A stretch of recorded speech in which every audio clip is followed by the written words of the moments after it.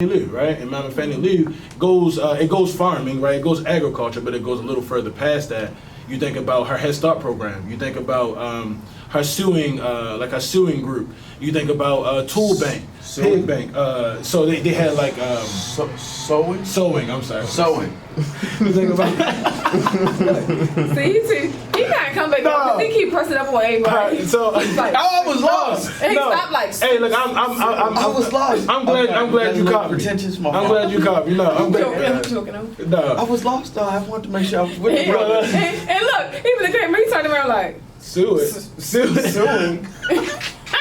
Lord Jesus. Hey, I don't even have faith that our producer's gonna edit that out. I feel like I'm gonna have to take that with the chin, and I'm okay with that. Sorry, Lee. No, man. Damn, skip it. It's good. It's good, man.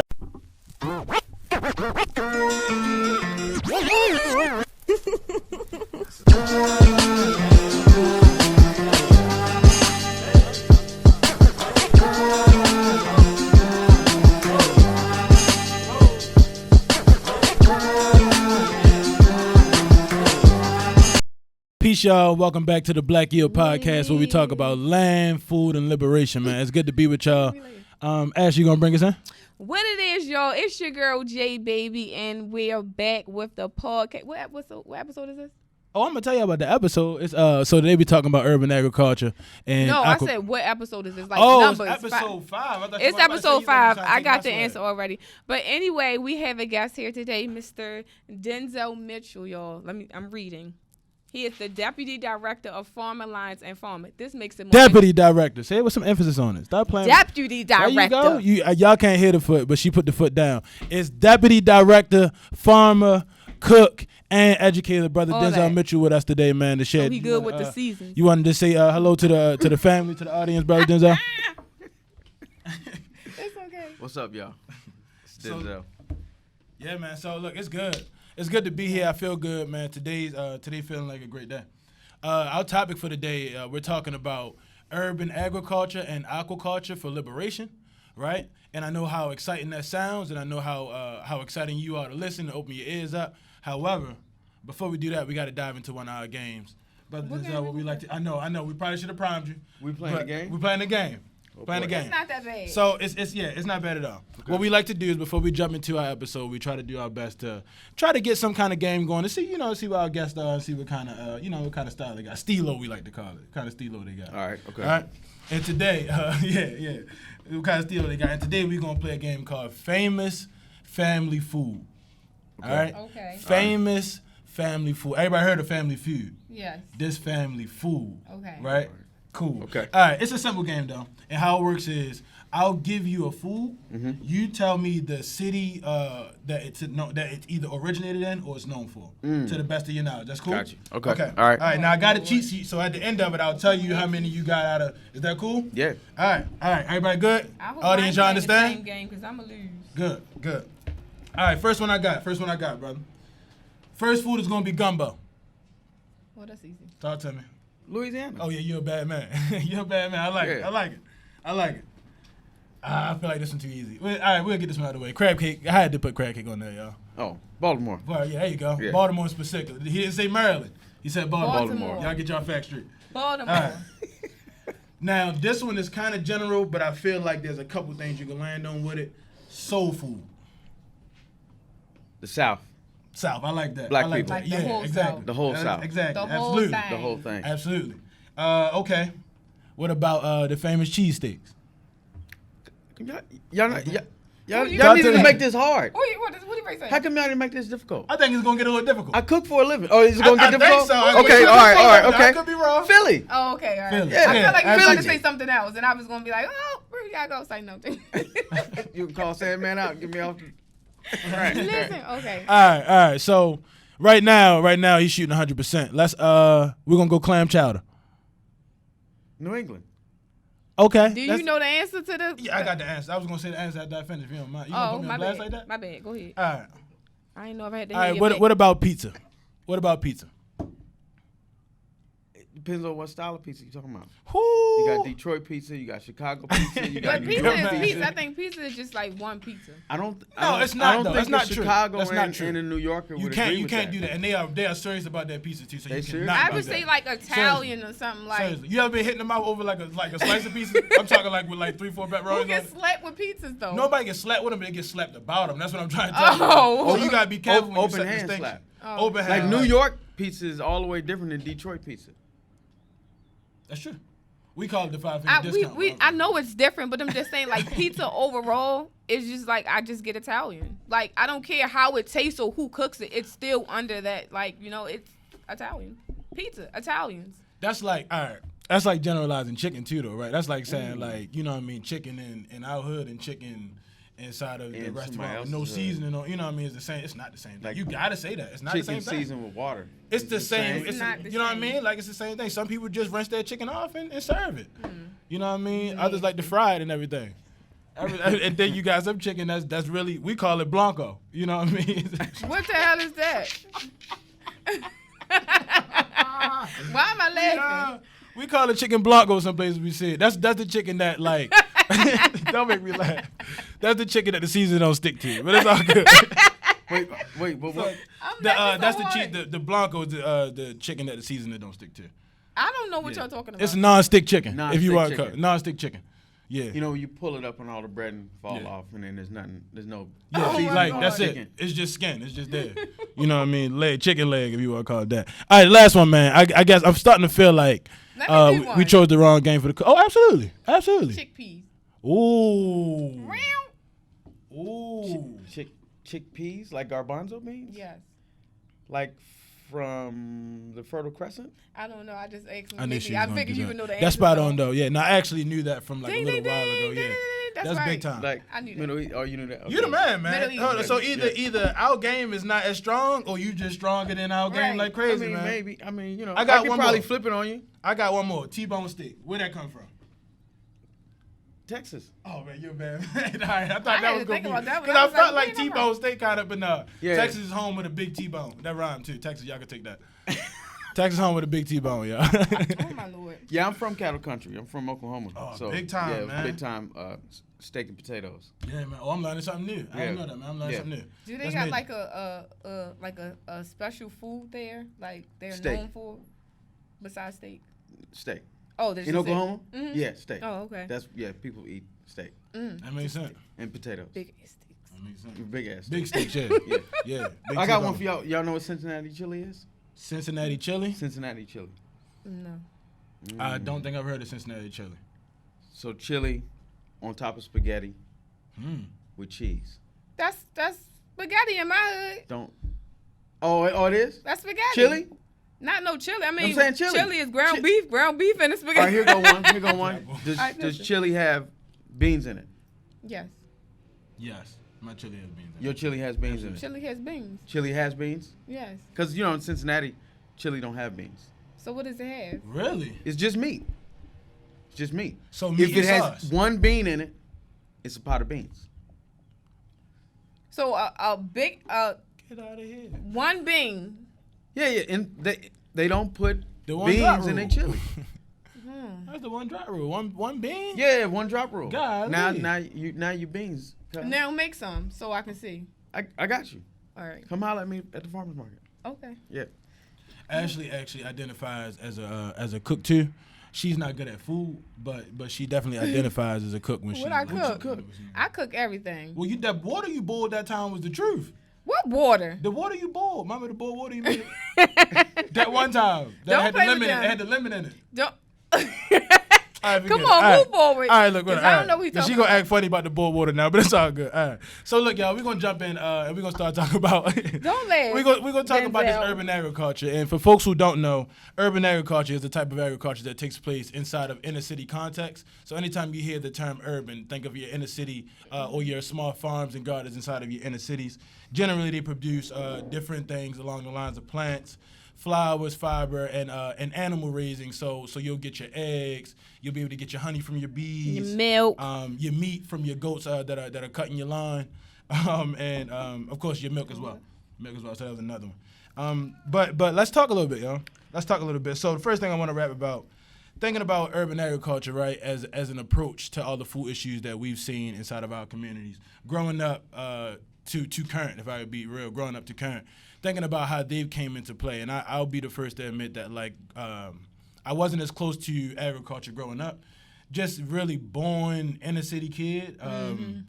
Didn't really have much of a yard, whether in the front or the back. You know what I mean? The grass we did have, we played football on, that kind of stuff. So Right. I really didn't understand the value of land in that time, right? And I didn't understand, even at that point, I say this all the time, that I was even at a disadvantage when it came to food. So instead of even being able to look for a solution, I didn't know anything was wrong.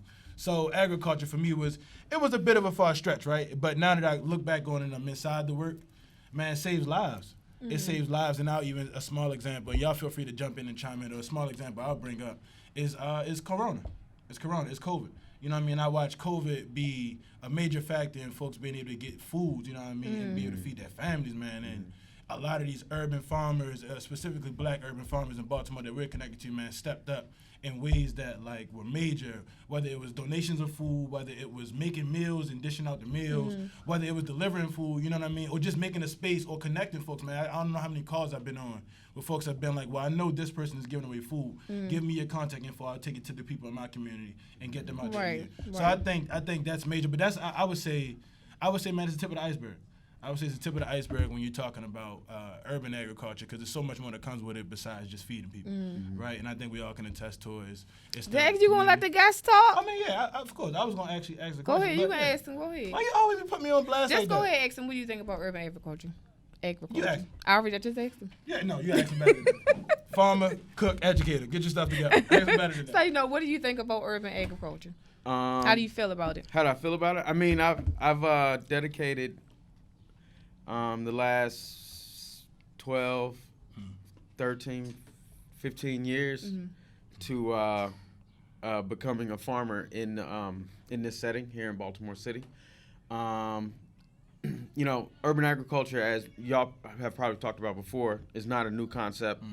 It was something that was popularized in the 1940s as a part of the war effort, and people taking control of their own land and food production because the war was taking food away from folks in stateside. But I think for black people, our history spoke to being resilient and producing our own food, no matter what our circumstances were, no matter where we were, rural or urban. And so, being here in Baltimore, I moved here in 2006, and being in a city that had so much vacant land gave me an opportunity to take over some land, produce food initially for my family, and give my kids an experience like I had growing up in the rural homeland from Oklahoma. And then from there, producing food for my neighbors and friends and folks in our community, and then expanding our community to the point that we were selling to restaurants and individuals that were coming out to see us. So, urban agriculture has really sustained me, and in a lot of ways has created the person and the professional that I am today. I didn't expect it to be this way, and it's been really interesting and a amazing journey. So what lessons have you learned? Like, oh man, the top 3. Oh God, I like that. Top 3 lessons. I like that. I would say the top 3 lesson is actually a quote from George Washington Carver. The top lesson, and it is to learn how to do ordinary things extraordinarily well.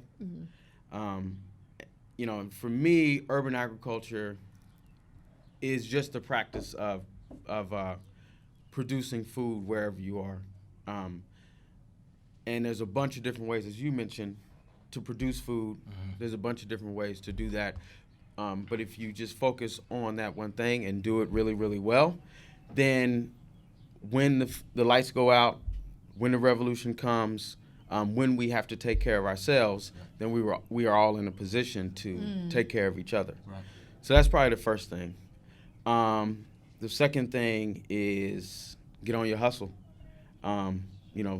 Have some sort of business, some sort of side hustle. Yeah. We all got to work a 9 to 5. Yeah.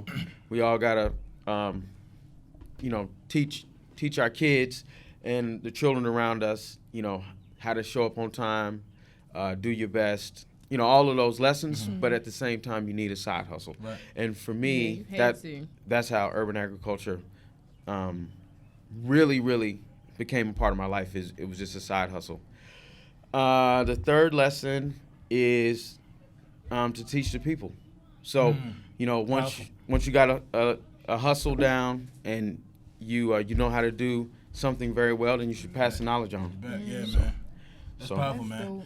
Hey, you mentioned you talked a little about your rural connection about coming from rural lands to urban lands, and a lot of folks don't you really understand how important it is, but that that connection between rural and urban agriculture. Can you talk a little bit about that? Yeah, I think that it gives you a much better understanding with food, how food is produced, and just a better understanding of the relationship to land, why land is important, why ownership of land is important. I grew up in Oklahoma, where there's huge tracts of land that are owned by a single family. Right. Most of it is used for grazing or growing corn, some growing wheat. But then also, there's also huge tracts of land that a smaller oil company will own and then have a bunch of oil wells on or oil pumps that you don't see too much out here. I don't know if y'all know what I'm talking about, but they look like almost like robots. They like stand up on these stilts, and there's like these like oblong shaped.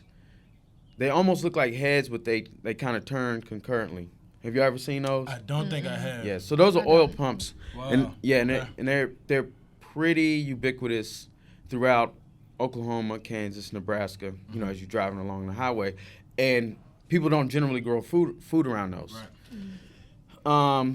But my experience was that my family owned a ton of land, about 600 acres in Oklahoma, that actually had been given to us as a part of the Dawes Act, which was kind of the secondary aspect of taking land from the indigenous people and giving it to settler colonialists. And then giving some of it back to Native Americans. And so my folks came as Creek freedmen. They were either owned by indigenous folks or they had married into the families. And so their names were on the Dawes rolls, what they called the Dawes rolls. And so then when they gave land away, when the United States government gave land away, my family got some of that land. And so my mom and grandmother grew up there, and it was incredibly rural. Like, we didn't have running water. That's a whole nother story, but they didn't have running water. They didn't get running water until I was in my teens. Right. So we were using the outhouse, and they were completely self-sufficient. Like, they had chickens, pigs, dairy cows, meat cows. They had ponds that they were stocking for fish. They were growing all their own food. They would forage. Wow. That's survival right there. Yeah, it was dope. That's sovereignty, yeah. That's what they need to strip us down to and start back over. I don't know if we could do it, though. We don't have the skills. I don't think so, but that's tough, it's people there to implement it, but it's not. The structure it would have. It's not possible. Yeah, it's tough. It's tough. So that was so that was very, very powerful, instrumental in just me becoming very interested in food. And so then when we moved to Baltimore, I was just really able to transfer that knowledge and really scale it down to something that was manageable on the 6 vacant lots that we started on. Right. Yeah, man. That's powerful. That's dope. I'm thinking back.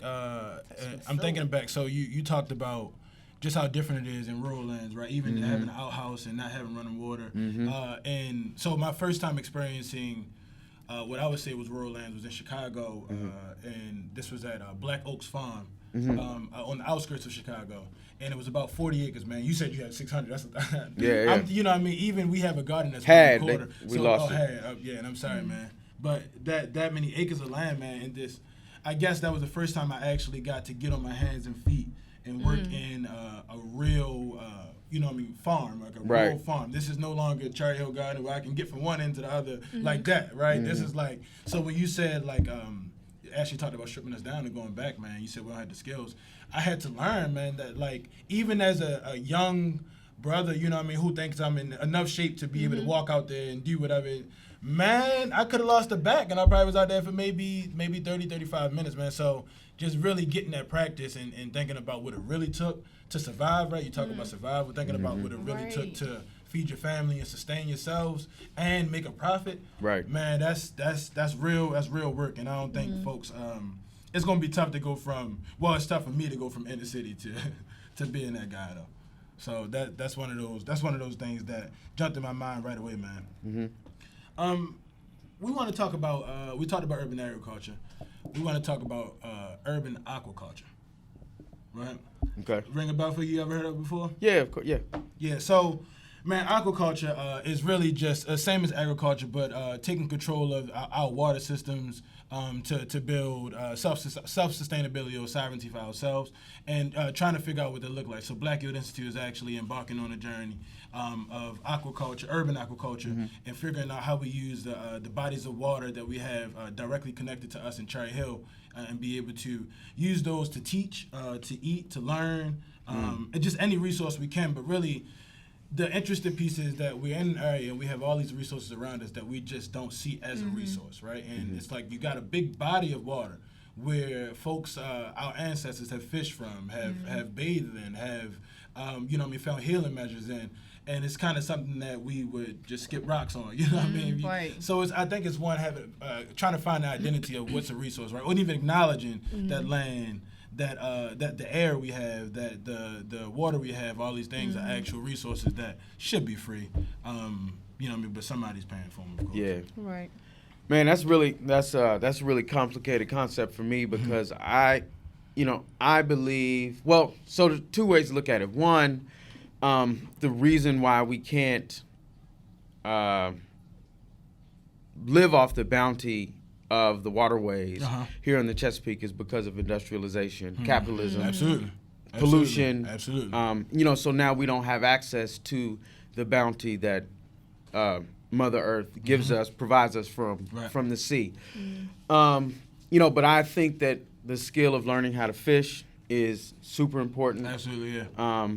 You know, and then even to go a little step further, learning how to swim. You know how to swim, Ash? A little bit. As long as I can stand up. Oh, yeah, when I'm finished. That's actually the opposite of swimming. That's standing. No, I can swim, but when I'm done, I just need to be able to stand up. That's not swimming. All right, well, I can swim but halfway. I can't swim either. You can't swim. But that's the problem. But you know, there are specific reasons why we can't swim. That's very true. Right. I've learned there's a real thing behind it. And for a while, I took it because of Jim Crow, they removed swimming pools from black communities and then didn't allow black children to go and swim in the community pools, and so we didn't learn how to swim. So it's a generational issue. Yeah. Sorry, I know that's not what you're talking about. No, but this is part of it. This is part of the conversation. Why we don't have this kind of we don't have this kind of relationship with the ocean. You know, we should be able to go out in the ocean, pull some fish out of there. You know, so to continue to that point, I'm not a huge fan of production-based aquaculture. Right.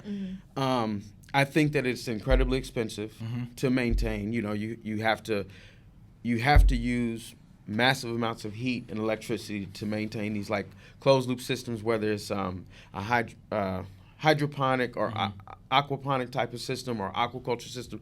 You got to bring some water in. Right. So you know, I it's a mixed bag for me. So I understand it, and I can definitely understand the use of that type of aquaculture in a school setting to teach children about the relationship of fish, life cycle, and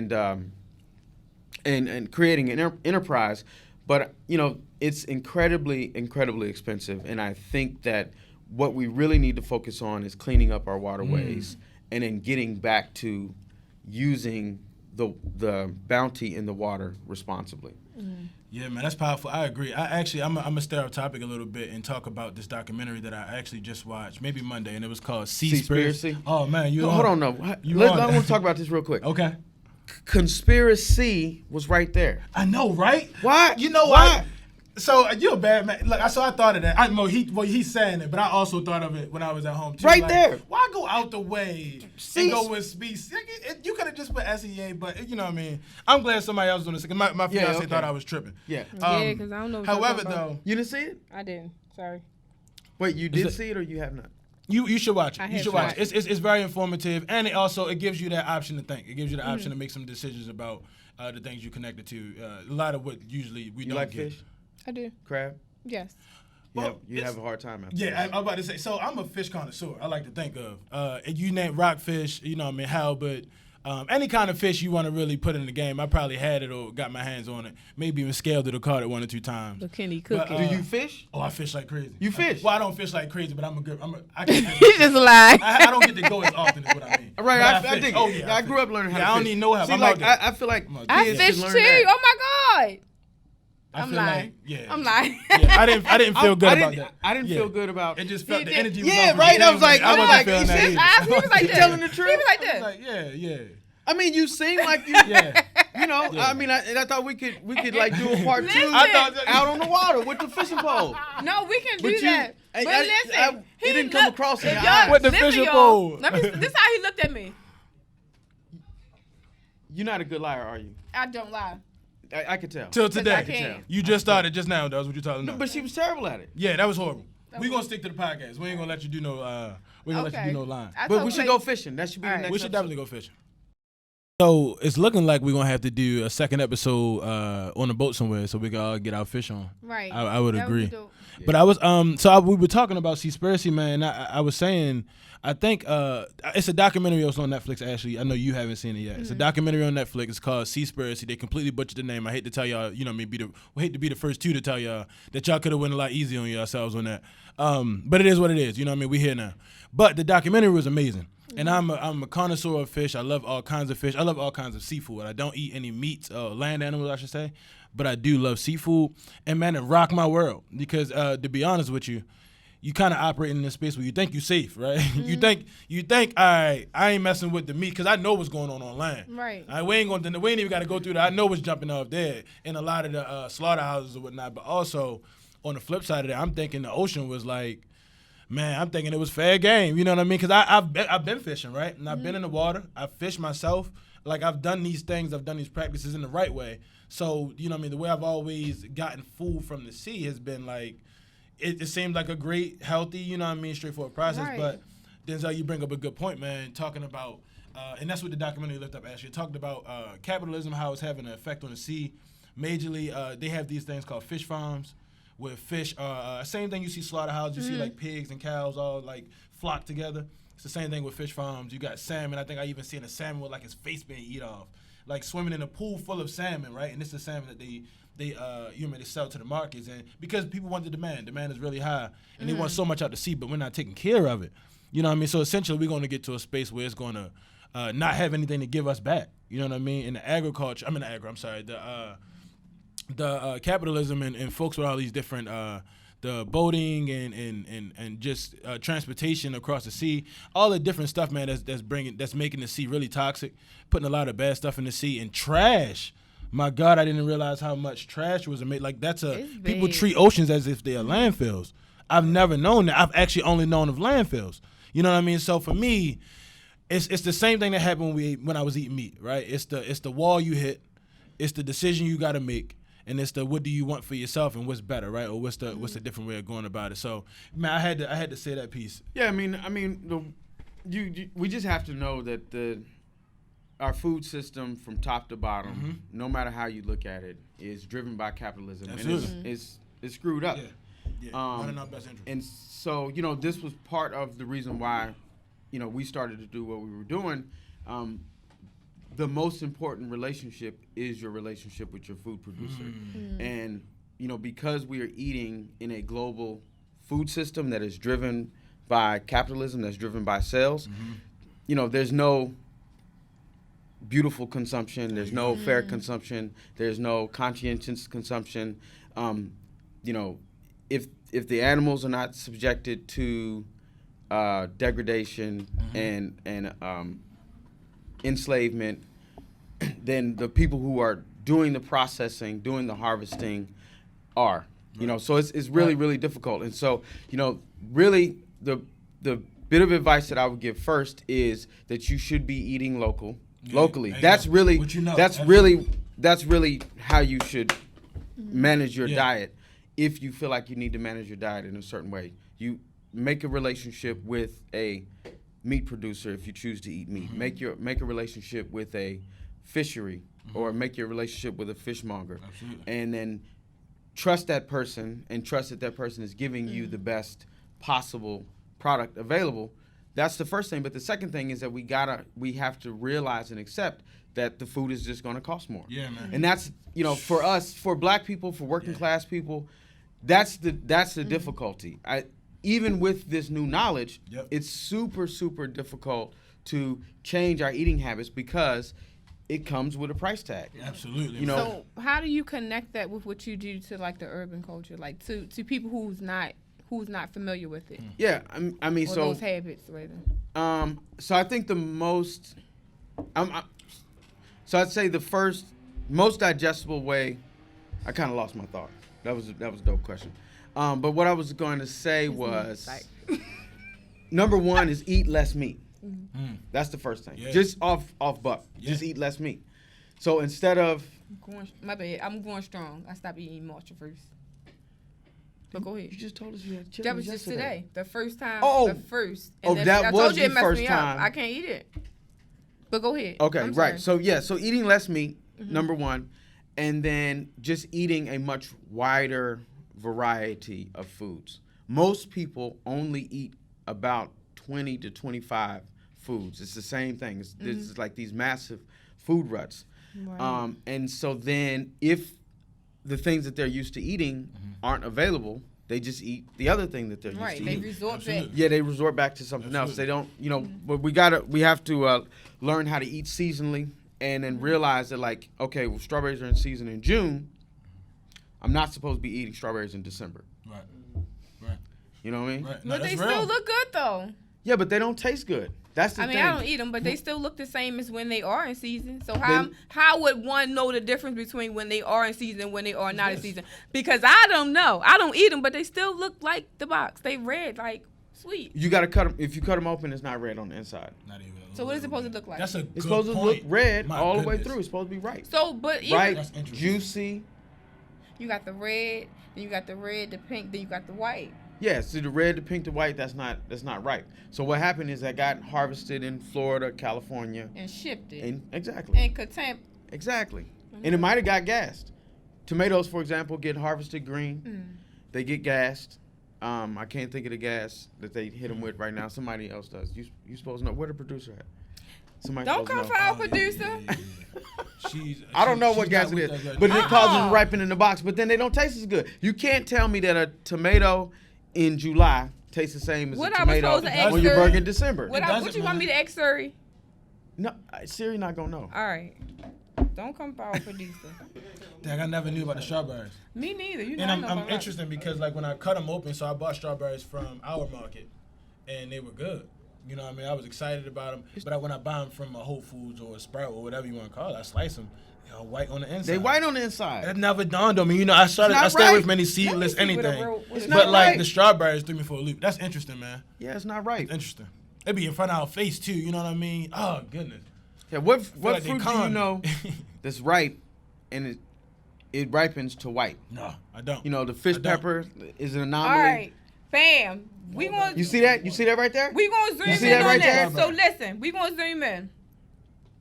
So listen, this is the strawberry. That's what it's supposed to look like. That's what it's supposed to look like. This is what it's supposed to look like. He's saying this. Yeah, get that. Don't nobody come for my phone. Get that. Now, this is what he's saying. This is not what it's supposed to look like. I don't really know if I want that. Is it supposed to look like this though? I don't know if I want that. Is what I'm saying. I'm not trying to shit on nobody. Somebody gonna zoom in on that and be like, "This came from such and such." So basically, what he's saying is, y'all Cause they don't supposed to look like that. So when I buy strawberries, I'm throwing them in the trash. What I'm saying is, go to the farmer's market, buy your strawberries between the months of May and early July. May, June, early July. And only buy strawberries. And then strawberry season is over. It's over. Strawberry season's over. That's it. So now you got to move on to something else. So this is really bad though. In all seriousness, this is not a good. Yeah, it's not sweet. There's no sugar in there. I mean, it's good. It's just not sweet. Here we go. All right. So peep game. So what do black people do when they slice the strawberries? Put sugar on them. Why do you need to put sugar on something that's already ripe? It's supposed to have all this. Why do you put salt, pepper, more on your macaroni and cheese when it already has it in there? Somebody can't cook. That's a false equivalency, Ashley. But it's up there. It's kind of equal. Why you put hot sauce on your chicken if it's already got a little spice to it? I don't eat chicken. Me neither. Chickens are gross. And they have first names. And no. So I ain't feeling your I'm energy. talking about ripe fruit. All right, we gonna I'm talking about fruit. But seriously, so it's good. It's just not sweet. It's not sweet, but it's supposed to be sweet. Like a strawberry is supposed to be sweet. It's supposed to be red like that. Yeah. So juicy. So take it back to the market. The white strawberries, they not juicy, right? When you slice them, they don't not even a little bit. Any, you know what I mean? Nothing on the plate, none of that. It just you just got to slice strawberry. You just got to slice strawberries. Yeah, it's sliced clean. And then black folks put the sugar on them to make them produce some fruit. So keep your receipt, and if y'all ever get strawberries look like that, take it back. Don't buy them. Like that's not gonna ever happen in the grocery store. Just don't buy them. Don't buy them. So look, if I can add, what we're talking about here is a choice, right? We're talking about Brother Denzel These said. These are very difficult choices. Though. Absolutely, very hard choices, very hard, especially folks who are normalized to one way of eating or one, or to a style of eating. But Brother Denzel said something powerful. He said, eat locally, and when you eat locally, the best thing you can have is a relationship with your food. I tell folks all the time when they come to the farm, the first question I ask them is, what did you eat for dinner last night, and where did it come from? The first answer, of course, I get it to Whole Foods, or I got it from Sprout. I hit Giants up last night, bro. You know what I mean? I'm like, no, that's not what I'm asking. I'm not asking you, where did you purchase it from? Where did the food come from? And a lot of them don't have an answer, and it makes you think, right? And I can literally today call my farmer right now and tell her, that I'm taking some greens home, So the having a relationship with your food, one, you control what you eat, you control what's going into your body, and you want to know how it's being taken care of, produced, made, grown, and all of those things. You wouldn't eat a battery if somebody put it on your plate. So don't eat anything that you don't know what's inside of it or what it does. I know what you have a general idea of the function of what grains are, just like we do with batteries, but we have no idea what's inside of a battery, and you want to make sure you know who's doing what with your grains.